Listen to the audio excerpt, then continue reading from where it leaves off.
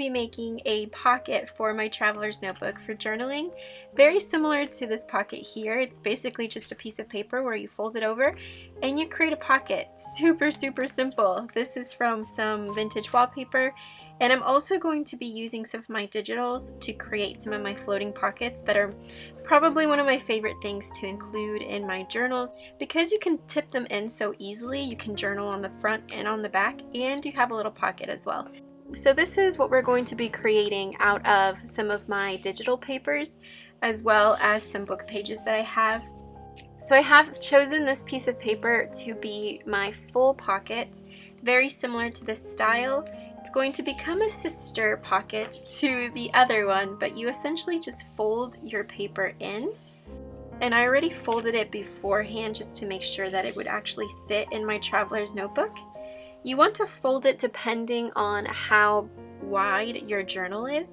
For me, since I'm using a TN at the moment, it doesn't have to be that wide, but if you're using a bigger journal, then you do want to accommodate the fold.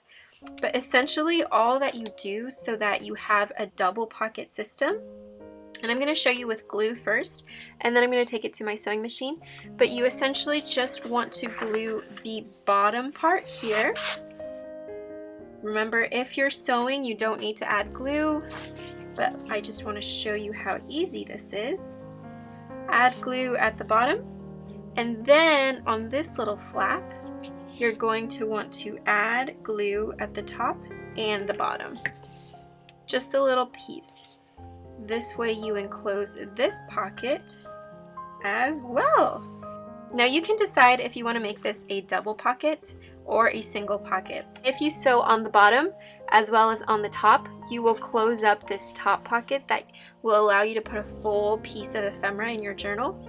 I like to just sew the bottom and make sure I applied enough glue at the top, just so that I have a tuck spot here at the front, and then I also have a full pocket on the back. And when you put it in your journal, it looks very similar to this. You'll have a tuck spot over here. You can flip it over, and then you have that beautiful back piece of your paper, and you have pocket space at the top as well, which for me, when I'm working in a traveler's notebook, this is essential because I am limited to this space. It's not the smallest space, but I am limited. I like to make the most of my pockets. So I'm going to take this to my sewing machine, just sew the bottom. Now this is just one variation as to how I like to make my floating pockets. If I have a bigger journal, let's say a traditional size journal, then you can just take a piece of paper, fold it in half, but leave a little bit of space, and then crease your paper. This is the same technique that I use to create this type of a floating pocket, because this way you extend the size however thick you want it to be, and then you just cover the white space with some decorative paper as well. So that's another way of how you can make your pockets to fit the full page of your journal. So now that I have my full pocket, I need to fill it up with some ephemera. I have an idea to make some floating pockets out of my bloom Polaroids. I think that would be really sweet. So I essentially just glue the sides. I always like to share how you can create these pockets using just glue.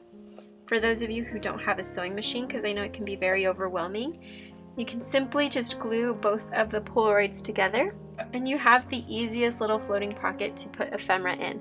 And that can nicely just fit inside of your full pocket page. Another pocket design that I like doing is taking a long piece of paper. This is perfect for the matchbook printable or for the photo strips, and just folding it in half, folding it in thirds. Typically I like the back to be longer than the pocket, so that when you fold it over, you have some white space that you can then bring in some beautiful scrapbook paper and fill in the back. This would make a deeper pocket, this would make a shorter pocket, but you still have enough space to put your ephemera in. So I'm just going to find some pretty paper to decorate the backs with, and then we'll be able to put some ephemera inside of our pocket.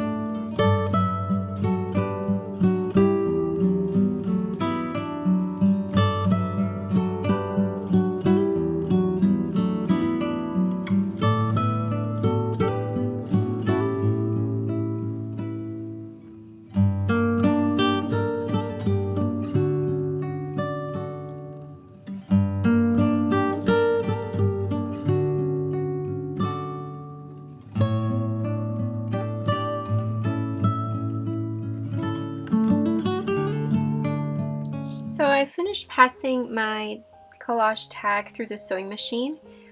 This was just made from a book page that I folded in half, glued, and then collaged various pieces.